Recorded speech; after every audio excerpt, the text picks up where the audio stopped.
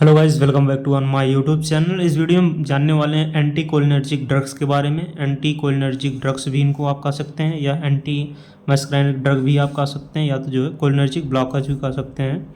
इस नाम से ये जानी जाती हैं ड्रग्स जो है। इनका क्लासिफिकेशन पढ़ेंगे। इसके बाद इसमें से एक ड्रग है जो कि बहुत इंपॉर्टेंट है, जो कि एट्रोपिन है। एट्रोपिन एक नेचुरल एल्कलॉइड्स है। एट्रोपिन का हम सीएनएस पे यूज जानेंगे, सीवीएस पे यूज जानेंगे, आई पे यूज जानेंगे, रिस्पायरेटरी सिस्टम पे यूज जानेंगे, यूरिनरी ट्रैक पे जानेंगे क्या इफेक्ट पड़ेगा एट्रोपिन देने पे, और एट्रोपिन का जो है जीआईटी पे क्या इफेक्ट पड़ेगा। एट्रोपिन का जो हमारे एक्सोक्राइन ग्लैंड्स होते हैं जो कि सिग्रीशंस करवाते हैं, उस पर क्या एट्रोपिन का इफेक्ट पड़ेगा। इस वीडियो में यही हम चीज़ जानने वाले हैं, क्योंकि एट्रोपिन अपने आप में बहुत बड़ा इंपॉर्टेंट टॉपिक है और उसको पढ़ना बहुत ही ज़रूरी हो जाता है। अगर आपने एसिटाइल कोलिन पढ़ा है तो एट्रोपिन जो है पढ़ना बहुत ही इंपॉर्टेंट हो जाता है, क्योंकि अगर आपने एसिटाइल कोलिन पढ़ा हुआ तो एट्रोपिन पढ़ना ज़रूरी है, क्योंकि उसका जो है अपोजिट है atropine. Drug that blocks inhibit the action of acetyl Colin, जो कि ड्रग जो है जो एंटी कोलिनर्जिक होती हैं, ये ब्लॉक कर देती हैं, इनहिबिट कर देती हैं action of acetyl Colin on cholinergic receptors. Cholinergic जो रिसेप्टर्स होते हैं उस पर एक्शन को जो है ये इनहिबिट कर देती हैं, जो होती हैं कोलिनर्जिक ड्रग्स होती हैं, या एंटी कोलिनर्जिक ड्रग्स, या एंटी मस्कराइन जो है मस्कराइन ड्रग के नाम से ये जानी जाती हैं। इनका हम क्लासिफिकेशन पढ़ेंगे। इसके बाद आएंगे एट्रोपिन के बारे में। तो क्लासिफिकेशन की हम बात कर ही लेते हैं, क्योंकि क्लासिफिकेशन ही हम पढ़ते हैं और क्लासिफिकेशन ही इंपॉर्टेंट है। अगर आपने क्लासिफिकेशन नहीं पढ़ा हुआ तो अंदर के ड्रग्स भी आप जो है नहीं समझ पाएंगे कहाँ क्या किसका यूज़ है। तो क्लासिफिकेशन हम देख लेते हैं। जो है क्लासिफिकेशन क्या है एंटी कोलिनर्जिक ड्रग का। एंटी कोलिनर्जिक ड्रग का क्लासिफिकेशन हम देखेंगे। आप लिखते हुए चलेंगे तो सही रहेगा, क्योंकि बहुत इम्पॉर्टेंट है क्लासिफिकेशन। तो ये बेसिकली तीन प्रकार के होते हैं। एक नेचुरल होता है, एक सेमी सिंथेटिक होता है, एक सिंथेटिक होता है। नेचुरल मतलब जो कि नेचर में पाया जा रहा है तो नेचुरल बोलेंगे। तो इनका क्लासिफिकेशन अगर हम बात करें तो एक होता है नेचुरल होता है, नेचुरल होता है, नेचुरल एल्कलॉइड्स होते हैं, नेचुरल एल्कलॉइड्स होते हैं। एक होता है सेमी सिंथेटिक होता है, सेमी सिंथेटिक।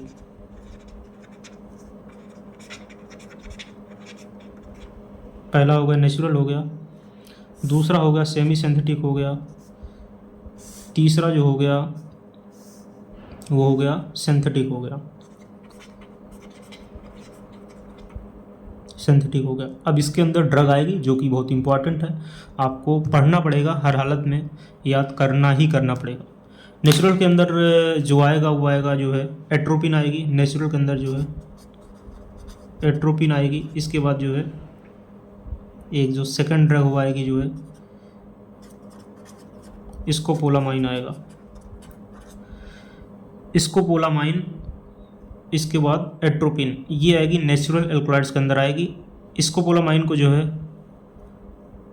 दूसरे नाम से भी जानते हैं, जिसका नाम है हायोसाइन। इस नाम से भी जाना जाता है जो है स्कोपोलामाइन।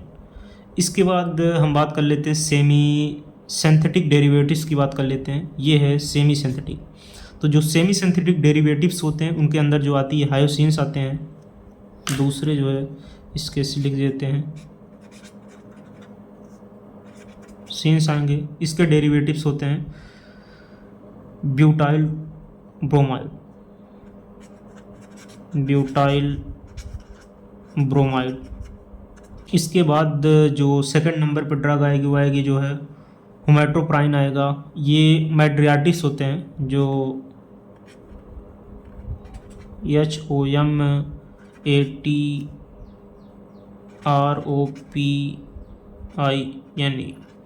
तो जो हुमैटोट्रोपिन होता है, ये हुमैटोट्रोपिन ये मैड्रियाटिस करवाते हैं जो है, लिख लेंगे आप जो है मैड्रियाटिस करवाते। पर जैसे आँख में इन्फ्लामेशन हो गया, किसी के उल्वाइटिस हो गया, तो उसमें आई के इन्फेक्शन में उल्वाइटिस क्या होता है कि मिडिल ईयर का जो मिडिल आई का इन्फेक्शन होता है, मिडिल आई की जो लेयर होती है उसका इन्फेक्शन होता है आइरिस का, तो इन्फ्लामेशन ऑफ आइरिस हो जाता है, या अगर कहें तो मिडिल आई ईयर लेयर जो है आई की जो है इन्फेक्शन हो जाता है, तो उसको उल्वाइटिस कहते हैं। तो उसके लिए जो है ये यूज होता है।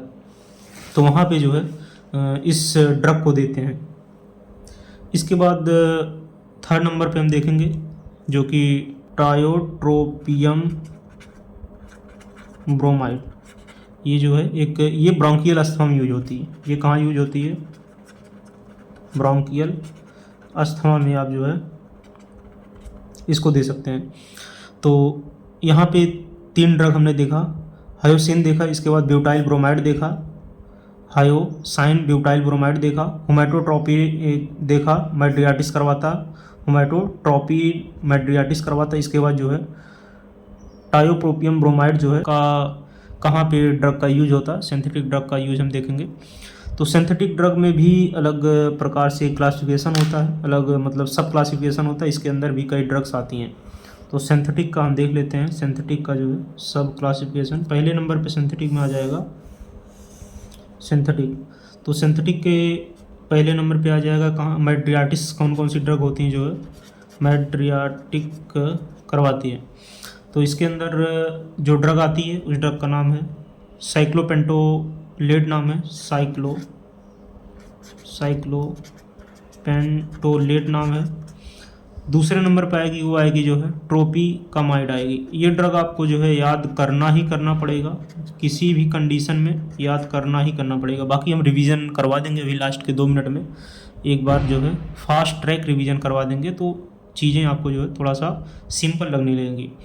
फर्स्ट नंबर पे आ जाएगा मेड्रियाटिक, कौन करवा जो है साइक्लोपेंटोलेट करवा, इसके बाद जो है ट्रोपिकामाइड करवा। सेकंड नंबर पे पेप्टिक अल्सर के अंदर आ जाएगा पायरेनजिपाइन आ जाएगा, पायरेनजिपाइन आ जाएगा। इसके बाद टेलेंजिपाइन आ जाएगा जो कि पेप्टिक अल्सर के अंदर आएगा। इसके बाद थर्ड नंबर पर आ जाएगा जो है प्रोपेंथिलीन आ जाएगा, प्रोपेंथिलीन आ जाएगा, प्रोपेंथिलीन आ जाएगा, वो थर्ड नंबर पर आ जाएगा। इसके बाद एक आप और याद कर सकते हैं, क्लिंडीनियम आ जाएगा, CLINDINUM, क्लिंडीनियम आ जाएगा। पार्किंसोनियम्स में भी इसका यूज होता है जो है, ये एंटीकोलिनर्जिक ड्रग्स जो है वो पार्किंसोनियम्स में भी देते हैं। तो पार्किंसोनियम्स के अंदर क्या आ जाएगा, पार्किंसोनियम्स के अंदर क्या आ जाएगा, पहले नंबर पर जो ड्रग आएगी वो आएगी बेंज़ोहेक्सोल आ जाएगा, बेंज़ोहेक्सोल आ जाएगा। बेंज़ोहेक्सोल के बाद आ जाएगा जो है बेंज़ट्रोपिन आ जाएगा, बेंज़ट्रोपिन आ जाएगा। बेंज़हेक्सोल और बेंज़ट्रोपिन जो है ये देते हैं पार्किंसोनियम के अंदर। एक आप और ड्रग का नाम याद कर सकते हैं जो कि सिंपल ही है, उसका नाम है बाइपेरिडिन। बाइपेरिडिन जो है बेंज़हेक्सोल, बेंज़ट्रोपिन, इसके बाद जो है बाइपेरिडिन जो है ये ड्रग देते हैं पार्किंसोनियम के अंदर। एंटी स्पाज्मोटिक में स्पाज्म वगैरह हो गया तो उसमें क्या कौन सी ड्रग देंगे जो है, अगर मसल स्पाज्म वगैरह होगा तो ड्रग का नाम है डाइसाइक्लोमीन देते हैं, इसका आपने नाम ज़रूर सुना होगा डाइक्लोसाइक्लोमीन का।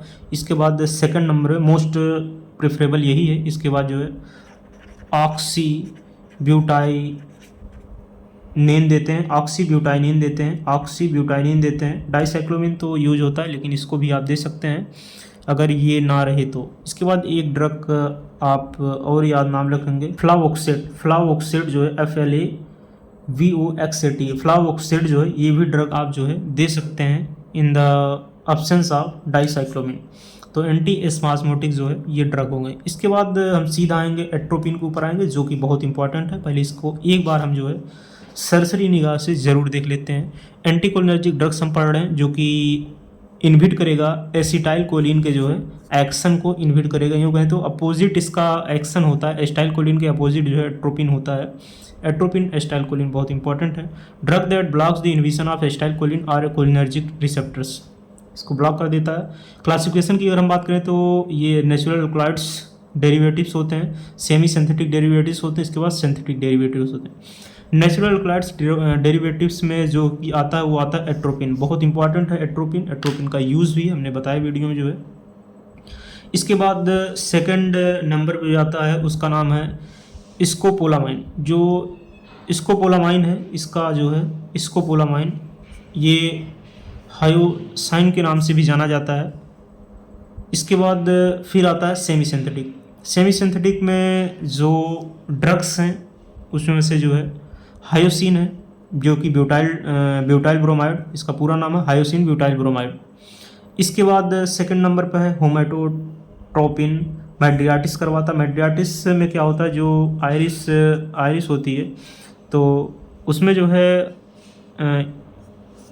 इन्फ्लामेशन हो जाता है, या कहें तो मिडिल हमारे आई के लेयर में इन्फ्लामेशन हो जाता है, तो मेड्रियाटिक जो है ये करवाता है। इसके बाद जो है इसमें ड्रग यूज होती है, जो कि हमारे आई के जो है क्या करवाती है, इंट्रा आकुलर प्रेशर जो है ये बढ़ाती है। एस्टाइल कोलिन क्या कर रहा था, acetyl Colin intra ocular pressure घटा रहा था। जब हमारे उसमें ह्यूमर में जो है फ्लूइड का कंसंट्रेशन बढ़ जा रहा था, तो वहाँ पे एसिटाइल कोलिन दे रहे थे। लेकिन अगर ह्यूमर में अगर फ्लूइड का कंसंट्रेशन एक्वस ह्यूमर में बढ़ा हुआ है तो उस कंडीशन में मेड्रियाटिस नहीं देंगे। अगर आप दे रहे हैं तो वहाँ पे जो है और फ्लूइड का कंसंट्रेशन जो है, फ्लूइड का अमाउंट जो है बढ़ने लगता है, तो एक प्रकार से कंट्राइंडिकेशन भी है उसका। इसके बाद वहाँ पे आपने देखा होगा एस्टाइल कोलिन में। इसके बाद ट्रोपियम जो है ब्रोमाइड, ये थर्ड नंबर पे जो ड्रग यहाँ पे दी जा रही है टायोट्रोपियन ब्रोमाइड, जो कि टायोट्रोपियम जो है टायोट्रोपियम ब्रोमाइड जो है ये यूज हो रहा है ब्रोंकियल अस्थमा में।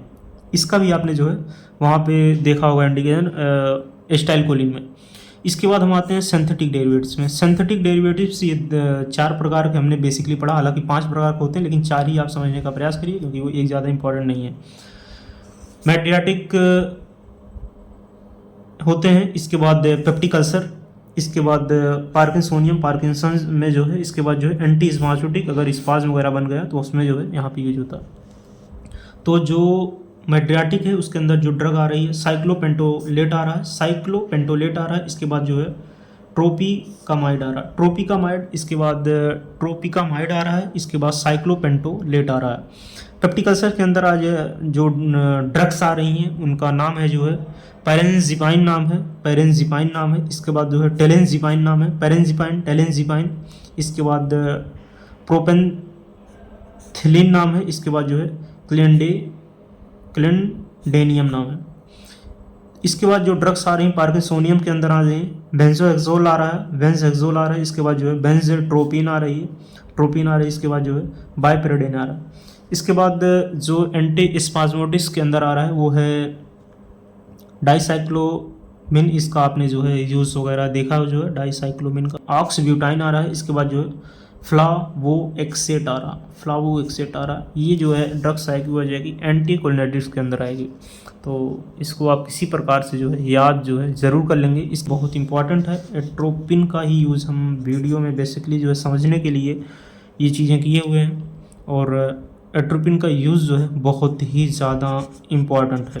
तो इस वीडियो में हम एट्रोपिन भी कवर करेंगे, एट्रोपिन अलग से नहीं हम कवर करने का प्रयास करेंगे। इसी वीडियो में जो है एट्रोपिन हम पढ़ लेते हैं। तो एट्रोपिन का सीवीएस पे क्या इफेक्ट पड़ेगा, सेंट्रल सीवीएस पे जो है हमारा जो कार्डियोवास्कुलर सिस्टम है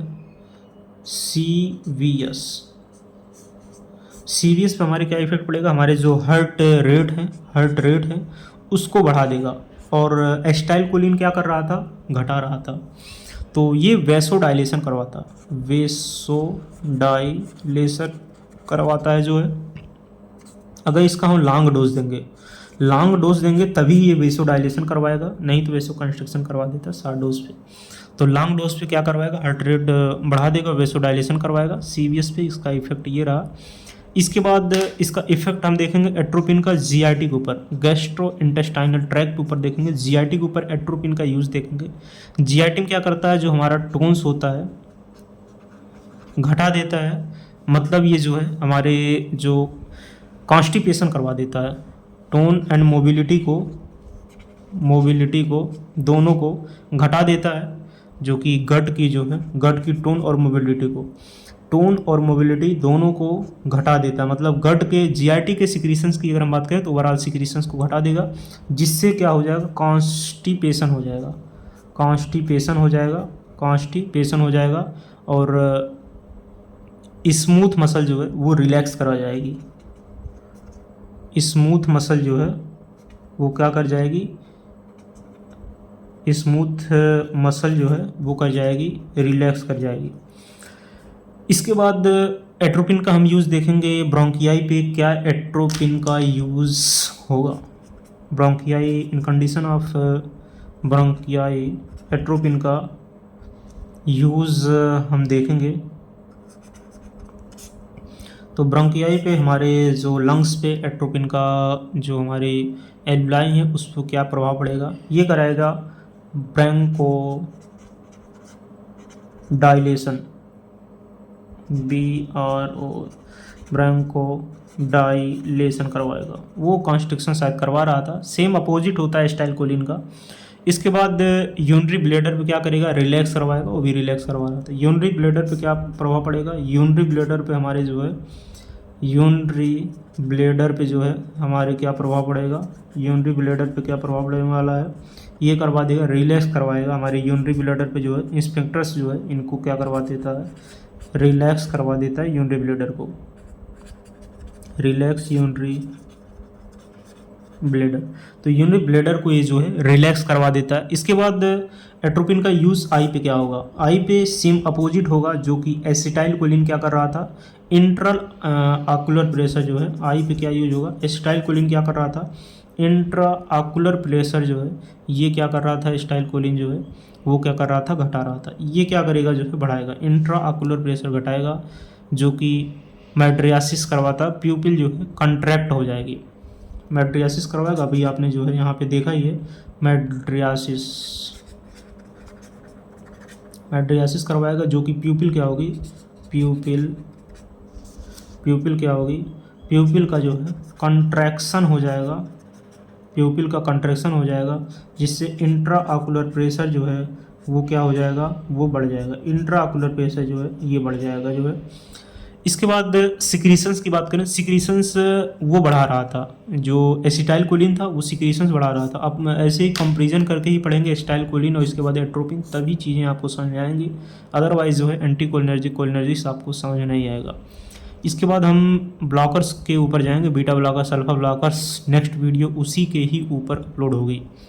तो सिक्रीशंस की हम बात करें तो जो एट्रोपिन का सिक्रीशंस के ऊपर क्या प्रभाव पड़ेगा, मतलब जो एक्सोक्राइन ग्लैंड्स होती हैं उसके ऊपर, सिक्रीशंस की बात करें, सिक्रीशंस के ऊपर जो है एट्रोपिन का क्या प्रभाव पड़ेगा, तो सभी सिक्रीशंस को ये घटा देता है, एक्सेप्ट जो है मिल्क के सिक्रीशन को, मिल्क के सिक्रीशंस को नहीं घटाता। और जितने भी सिक्रीशंस होते हैं जैसे सलेवरी सिक्रीशन, इसके बाद जो है ट्रैकियोब्रैंकियल सिक्रीशन, इसके बाद जो है लैक्रिमियल सिक्रीशन, इसके बाद जो है गैस्ट्रिक सिक्रीशन, इसके बाद स्वेट ग्लैंड, जो पसीना निकलता है स्वेट ग्लैंड्स का सिक्रीशन, सभी सिक्रीशंस को घटा देता है, एक्सेप्ट जो है except milk secretion, milk secretions को ये जो नहीं घटाता, बाकी सभी सिक्रीशंस को ये जो है घटा देता है एट्रोपिन। तो एट्रोपिन का हमने CVS पे क्या देखा, जो है CVS पे हार्ट रेट हमारा बढ़ा देता है, वेसोडाइलेशन करवाता है, जो कि एसिटाइलकोलिन क्या करता था, हार्ट रेट घटा देता था। इसके बाद एट्रोपिन का यूज़ हमने GRT पे देखा, जो कि जो हमारा GRT का टोन है, इसके बाद जो हमारी मोबिलिटी है GRT गट की, उसको क्या करता है, घटा देता है, जिससे कॉन्स्टिपेशन होने लगता है। इसके बाद स्मूथ मसल को रिलैक्स करता है जो है।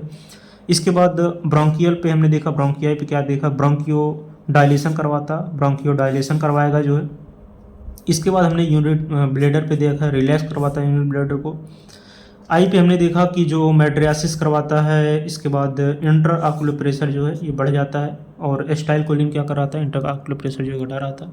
सिक्रीशंस पे हमने देखा, सिक्रीशन सभी सिक्रीशंस को ये जो है घटा देता है, मिल्क के सिक्रीशंस पे इसका कोई प्रभाव नहीं पड़ता। इसके बाद जो सलेवरी, लैक्रिमियल, इसके बाद ट्रैकोब्रैकियल या गैस्ट्रिक की बात करें या स्वेट ग्लैंड की बात करें, कोई भी सिक्रीशन सभी सिक्रीशंस को ये जो है घटा देता है। वहीं जो है अगर हम बात करते हैं एसिटाइलकोलिन के, ये सभी सिक्रीशंस को बढ़ा रहा था। तो हमने देखा एट्रोपिन का यूज़ यहाँ पे देखा। अब इसके बाद हम देखने वाले हैं मैकेनिज्म ऑफ एक्शन एट्रोपिन। तो एट्रोपिन का मैकेनिज्म ऑफ एक्शन अब हम इस वीडियो में देखने वाले हैं, जो कि वीडियो इम्पॉर्टेंट होने वाली है। तो मैकेनिज्म ऑफ एक्शन जो कि इम्पॉर्टेंट है, mechanism of action, mechanism of action MOA बोले तो मैकेनिज्म ऑफ एक्शन। एट्रोपिन का मैकेनिज्म ऑफ एक्शन क्या होगा? Atropine and scopolamine bind to muscarinic receptor and block the effect of acetylcholine। Atropine और scopolamine जो है ये बाइंड करते हैं मस्क्राइन रिसेप्टर्स को, इसके बाद ब्लॉक कर देते हैं एसिटाइलकोलिन के इफेक्ट को, जो है ये ब्लॉक कर देते हैं। अब इनका देखेंगे ये फार्माकोकाइनेटिक्स क्या है एट्रोपिन का।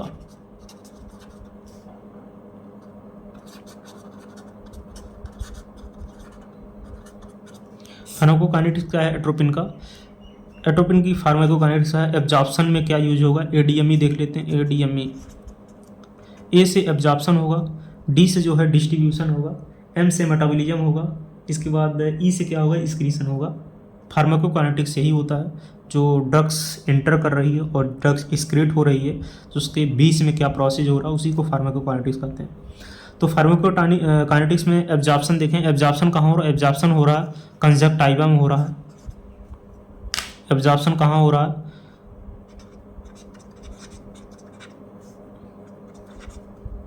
टाइवा में हो रहा है। इसके बाद जो है GIT में हो रहा है, गैस्ट्रोइंटेस्टाइनल ट्रैक्ट में, 2 जगह एब्जॉर्प्शन हो रहा है। डिस्ट्रीब्यूशन कहाँ हो रहा है? ऑल ओवर बॉडी में हो रहा है, ऑल ओवर बॉडी में हो रहा है। मैक्सिमम जो ड्रग्स का डिस्ट्रीब्यूशन है लगभग ये जो डिस्ट्रीब्यूशन है ये सब में सेम रहता है। इसके बाद मेटाबॉलिज्म कहाँ हो रहा है? मेटाबॉलिज्म इसका हो रहा है लीवर। मैक्सिमम ड्रग का मेटाबॉलिज्म आपने देखा होगा लीवर में होता, लेकिन जो मेटाबॉलिज्म ये होती है एट्रोपिन होती है पार्शली मेटाबोलाइज होती है लीवर में, पार्शली मेटाबोलाइज इन लीवर। इसके बाद एक्सक्रीशन सबका वही होगा, यूरिन से एक्सक्रीशन हो जाएगा, एक्सक्रीशन सबका सेम होगा। तो एब्जॉर्प्शन मैक्सिमम ड्रग का आपने देखा GIT में ही एब्जॉर्प्शन होता है, लेकिन इसका जो है कंजक्टाइवा में भी होगा। इसके बाद ऑल ओवर बॉडी में डिस्ट्रीब्यूशन होता है, मैक्सिमम ड्रग का यही होता है। मेटाबॉलिज्म मैक्सिमम ड्रग का लीवर में ही होता है, पार्शली मेटाबोलाइज इन लीवर। और एक्सक्रीशन सबका जो है यूरिन के थ्रू जो है एक्सक्रीशन होता है। तो ये हो गया एक्सक्रीशन हो गया। इसके बाद हम देखेंगे ADR देखेंगे, एडवर्स ड्रग रिएक्शन देखेंगे। ADR किसका हम देखने जा रहे हैं? एट्रोपिन का ADR देखने जा रहे हैं, एडवर्स इसका क्या रिएक्शन होगा? कॉन्स्टिपेशन करवा रहा है, एडवर्स ड्रग रिएक्शन, ड्रग देने के बाद क्या जो है ADR क्या होगा इसका? कॉन्स्टिपेशन करवा रहा है। इसके बाद ड्राइनेस ऑफ माउथ करवा रहा, ड्राइनेस ऑफ माउथ करा रहा है जो है, dryness of mouth.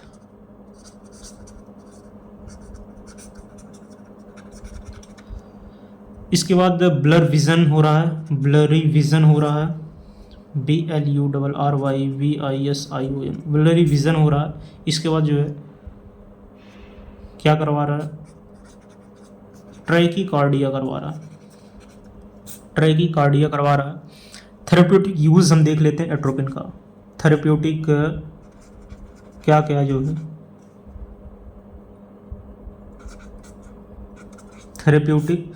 Therapeutic use क्या है एट्रोपिन का, यानी कहें कि एट्रोपिन का यूज़ क्या है? मेड्रियाटिस में यूज़ हो रहा है, आपको पता होगा इंटरऑक्यूलर प्रेशर जो है, ये जो इन्फेक्शन है आई का उल्वाइटिस है, इसको इसमें यूज़ हो रहा है, जो मेड्रियाटिस में यूज़ हो रहा। इसके बाद यूज़ हो रहा है COPD में, क्रोनिक ऑब्स्ट्रक्टिव पल्मोनरी डिसीज में यूज़ हो रहा है, यानी कि बात करें तो जो है इसका यूज़ जो है ब्रोंकियल अस्थमा में हो रहा है, ब्रोंकियल अस्थमा में जो है एट्रोपिन का यूज़ हो रहा है। इसके बाद पार्किंसोनियस में यूज़ हो रहा एट्रोपिन का यूज़ जो है पार्किंसोनीज में हो रहा है। इसके बाद इसका यूज़ जो है हाइपर सलाइवेशन में हो रहा है, जिसको कहते हैं सिलोरिया। तो एट्रोपिन का यूज़ जो है यहाँ हो रहा है, माइड्रियाटिस में हो रहा है, सीओपीडी में हो रहा है, ब्रोंकियल अस्थमा में हो रहा है, पार्किंसोनियम हो रहा है, हाइपर सलाइवेशन में हो रहा है। ये हो गया थेरेप्यूटिक यूज़ हो गया। इसके बाद हमने एडीआर देखा, कॉन्स्टिपेशन, ड्राइनेस, इसके बाद ब्लड डिवीजन, इसके बाद ट्राइकोकार्डिया ये करवा रहा है, जो ट्रैकिकार्डिया करवा रहा है जो है। इसका एक बार हम रिवीजन कर लेते हैं, जो कि क्लासिफिकेशन बहुत ही इंपॉर्टेंट है, या कुछ चीज़ें याद करनी पड़ेंगी। नेचुरल एल्कलाइड्स होते हैं, सेमी सिंथेटिक डेरिवेटिव्स होते हैं, इसके बाद सिंथेटिक डेरिवेटिव्स होते हैं। नेचुरल एल्कलाइड्स के अंदर आ जाएगा एट्रोपिन आ जाए, जो कि एट्रोपिन का मेन भूमिका एट्रोपिन की है, मैक्सिमम जो यूज होता है एट्रोपिन ही होता है। इसके बाद आपने देखा होगा या तो जो है मेड्रियाटिस का यूज हो जाएगा, जो कि आई के इन्फेक्शंस में होता है, या तो जो है एंटी स्पाज्मोटिक का होता है। बाकी चीज़ों का वगैरह कम यूज होता है, क्योंकि पार्किंसोनियम की भी अलग ड्रग होती है पार्किंसन। इसके बाद जो है पेप्टिक अल्सर की भी बहुत ज़्यादा अलग ड्रग होती हैं। तो जो नेचुरल क्लाइड्स के अंदर एट्रोपिन आ जाए, इसके बाद स्कोपोलामाइन आ जाए, इसको हम हायोसिन इसके भी नाम से जो है जानते हैं। सेमी सिंथेटिक डेरिवेटिव्स के अंदर जाएगा हायोसिन ब्यूटाइल ब्रोमाइड आ जाएगा। इसके बाद जो है होमाट्रोपिन जो है आ जाएगा, जिसके अंदर मेड्रियाटिक्स होते हैं, जो कि आयरिस मिडिल आई इन्फेक्शंस में जो है या तो उल्बाइटिस में इनका यूज होता है, जो कि इंट्राऑक्यूलर प्रेशर को जो है ये बढ़ा देते हैं। सेमी सिंथेटिक डेरिवेटिव्स की हम बात करें सिंथेटिक डेरिवेटिव्स में, तो सिंथेटिक डेरिवेटिव्स के अंदर आते हैं मेड्रियाटिक आते हैं, इसके बाद पेप्टिक अल्सर आते हैं, इसके बाद पार्किंसोनियम आता है, इसके बाद जो है एंटी स्पाज्मोटिक आते हैं। एंटी स्पाज्मोटिक में आपने देखा जो है डाइसाइक्लोमिन का यूज होता है, ऑक्सीब्यूटाइनिन का होता है, OXYBUTYNIN ऑक्सीब्यूटाइनिन की यूज होता है, या जो है इसका भी यूज कर सकते हैं। फ्लावोक्साइड का भी आप यूज कर सकते हैं। पार्किंसोनियम्स के अंदर जो है बेंजहेक्साल का भी यूज आप कर सकते हैं। इसके बाद बेंजट्रोपिन का यूज कर सकते हैं, बेंजहेक्साल या बेंजट्रोपिन का यूज कर सकते हैं। इसके बाद बाइपेरिडिन का भी आप यूज कर सकते हैं। इसके बाद पेप्टिक अल्सर आता है। पेप्टिक अल्सर में जो है आप इन ड्रग्स का यूज कर सकते हैं, जैसे है ये जो है पाइरेंजिपाइन है, इसके बाद टेलेंजिपाइन है, पायरेंजिपाइन, टेलेंजिपाइन, इसके बाद जो है प्रोपेंथिलीन है, इसके बाद जो है क्लेंडेनियम है, इसका भी आप जो है कर सकते हैं। इसके बाद मेड्रियाटिस के अंदर जो ड्रग यूज होती है वो होती है साइक्लोपेंटोलेट यूज होती है। मैक्सिमम तो साइक्लोपेंटोलेट का भी यूज़ करते हैं, साइक्लोपेंटोलेट का ही करते हैं। इसके बाद जो है इन ऑप्शंस आप इसको भी आप यूज़ कर सकते हैं।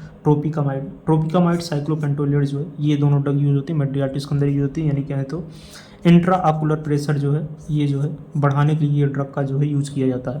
तो ये क्लासिफिकेशन है, क्लासिफिकेशन बहुत ही इंपॉर्टेंट है, जो कि आपको याद करना पड़ेगा, जो कि नेचुरल होते हैं, सेमी सिंथेटिक होते हैं, सिंथेटिक होते हैं। इतना आप यूज़ कर लिए, आप इतना पढ़ लिए। इसके बाद एक ड्रग एट्रोपिन का आपने जो है डिटेल में देख लिया, मैकेनिज्म ऑफ एक्शन देख लिया, एट्रोपिन का कहाँ यूज़ होता है उसको आप देख लिया, एडवर्स ड्रग रिएक्शन देख लिया। ये चीज़ें अगर आप थेरेप्यूटिक इफेक्ट देख लिए, अगर ये चीज़ें आपने सही से देख लिया है, तो आपको जो है एंटी कोलिनर्जिक ड्रग में कोई भी डाउट्स नहीं होगा, कोई भी कन्फ्यूज़न नहीं होगा एंटी कोलिनर्जिक ड्रग में। आशा करते हैं वीडियो इन्फॉर्मेटिव लगी होगी। मिलते हैं नेक्स्ट वीडियो में नए अपडेट के साथ। जय हिंद।